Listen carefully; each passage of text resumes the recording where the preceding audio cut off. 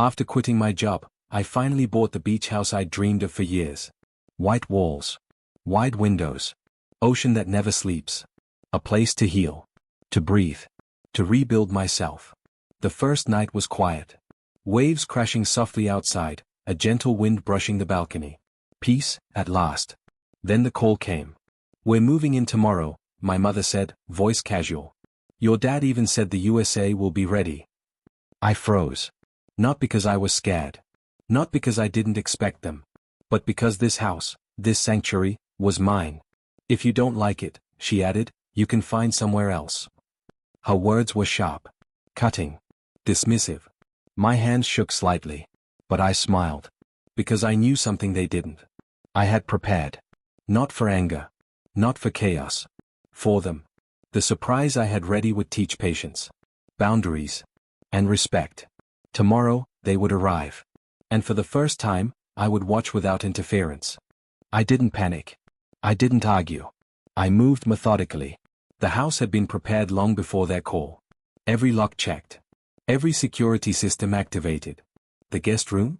Converted into a small office with an access panel and notices ready. But that wasn't all. I had arranged something subtle yet unbreakable. A 6-month off-grid residency.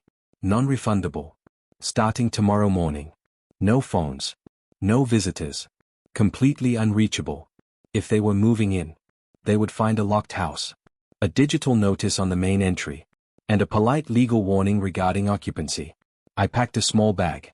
One suitcase. A journal. A calm resolve. This was not drama. This was strategy. As the sun set, the waves reflected gold across the windows. Tomorrow, they would test me. And tomorrow, I would be ready. By mid-morning, notifications began buzzing. Front gate, motion detected. Front door, access denied. Security alert, multiple failed entries. I imagined them pulling up confidently. Suitcases stacked. Smiles ready. Mom adjusting sunglasses like she owned the coastline. Dad striding to the keypad, expecting access. Denied. Again. Then the calm digital message appeared on the screen. Property under sole ownership. Unauthorized entry is a trespass violation. Legal counsel notified. No shouting. No confrontation. Just facts. Mom tried the door handle. Dad tried the gate. Nothing worked. Their phones buzzed simultaneously. An email from my attorney. Occupancy clarification and boundary notice. Polite. Professional. Unshakable. Any attempt to enter would be documented. Any argument would be futile. I didn't answer my phone. I was already 2 hours inland. For the first time, they were outside the door I controlled. And I wasn't even there. I was healing. By evening, the silence spoke louder than any argument. No calls. No messages. No frantic attempts. That's when it hit them. This wasn't an emotional outburst. This wasn't a tantrum or a test. This was strategy. Dad tried a locksmith. Refused. Security was airtight. Mom called relatives. Nobody intervened. Even family friends confirmed it. The property is legally secured, one said. She planned this. Of course I did. For years, my boundaries had been suggestions. My space, a revolving door. But this house? This house was untouchable.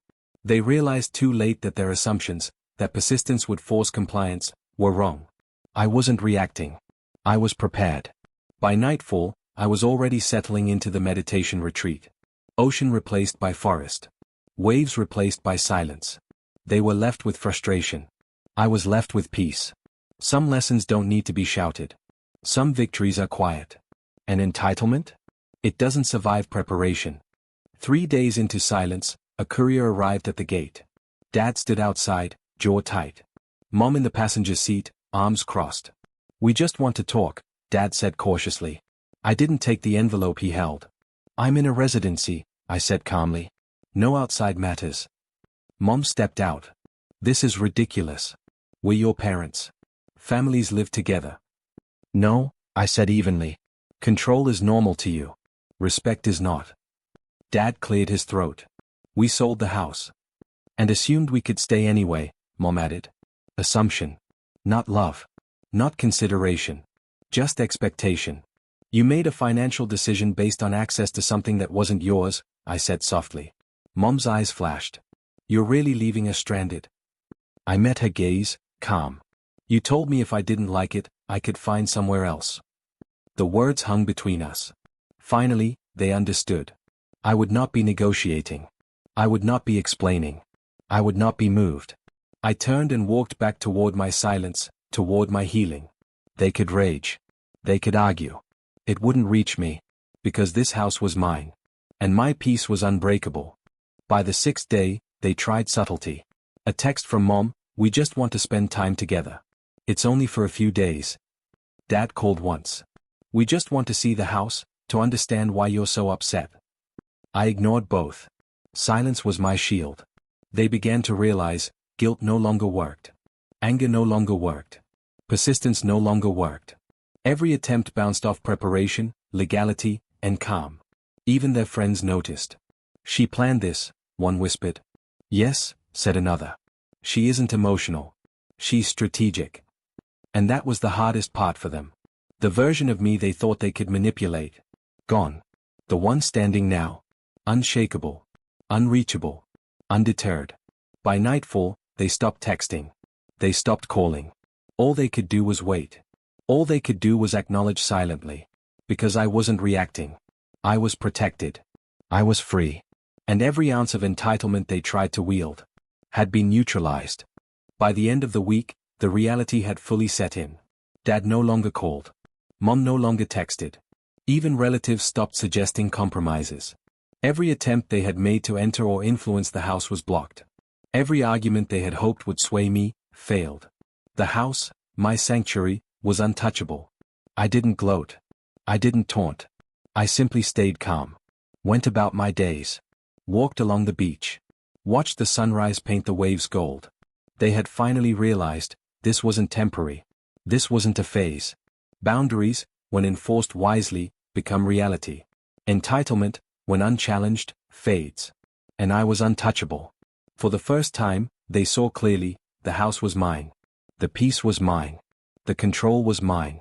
And nothing they did could change that. By the second weekend, they had stopped trying entirely. No texts. No calls. No attempted visits. The house that once represented conflict and tension had become my fortress of calm. I walked along the shoreline, barefoot, letting the waves lap at my feet.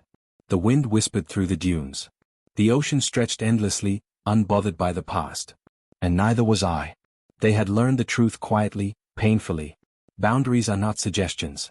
Peace is not negotiable. Entitlement cannot override preparation. The surprise I had set for their arrival wasn't vengeance. It was clarity. It was strategy. It was freedom. I sipped my tea on the balcony as the sun dipped below the horizon. For the first time in years, I didn't carry the weight of their expectations. I didn't bow to their control. I didn't bend to their will. The house, the waves, the silence, all mine. And the lesson they learned? Some things cannot be taken. Some things must be earned. I smiled, calm, steady, unshakable. My sanctuary was untouched. My peace intact. And I was finally free.